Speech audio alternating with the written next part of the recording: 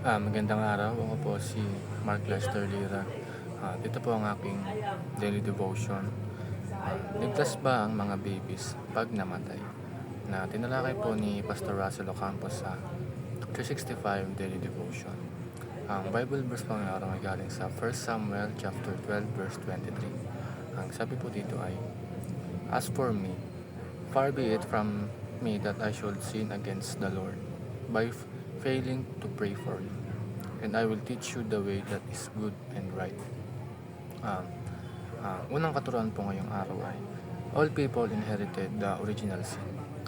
Lahat po daw tayong mga tao, um, namanan natin yung kasalanan. Kahit tayo po ay fetus pa lang tayo sa tiyan ng ating mga magulang or nanay, ay tayo po is makasalanan na. Dahil itong kasalanan ito is origin sa kay Eva at Adan nung sila ay na nagkasala at sila ay natukso sa kalaban or kay Satanas. At ang mga babies is pag sila is nakunan ay na, kung ang mga babies is namatay bago pa lang sila panganak, or napanganak sila ngunit sila ay namatay dahil sa sakit, sila ay makasalanan pa rin. Pero sila rin ay maliligtas dahil dito papasok ang second teaching, which is God alone saves by grace through Christ. Tayo ay naliligtas ng Panginoon gamit ang kanyang mayamang biyaya, gamit ng Panginoong Hesukristo. Ibig sabihin na kahit tayo isang makasalanan ay nailigtas na tayo ng Panginoon gamit ang dugo ng Panginoong Hesukristo. Kumbaga, nung siya ay pinako sa krus, tayo ay naligtas na dahil siya yung sakripisyo upang ang buong humanity ay maligtas.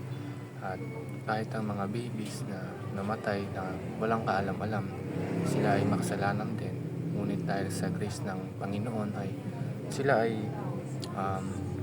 naligtas dahil sa grace ng Panginoong Hesukristo. Ang last teaching is, children can be saved by grace. Ang mga bata ay naliligtas sila kahit sila ay hindi pa masyadong naniniwala or nananampalataya sa Panginoon. Mga 1 year old or 3 years old, pag sila ay nawala, ay sila ay maliligtas pa rin dahil ito yung kasama sila sa grace ng Panginoon. Pinili sila ng Panginoon na mailigtas dahil sa mayamang biyaya ng Panginoong Hesus.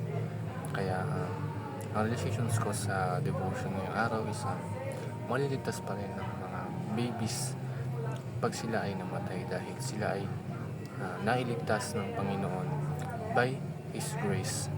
Kahit na sila is hindi pa masyadong nanampalataya sa Panginoon, hindi pa nila kilala masyado yung Panginoong Hesus dahil sila nga ay baby pa lamang, sila ay maliligtas dahil sila ay nailigtas gamit ang grace ng Panginoong Hesus.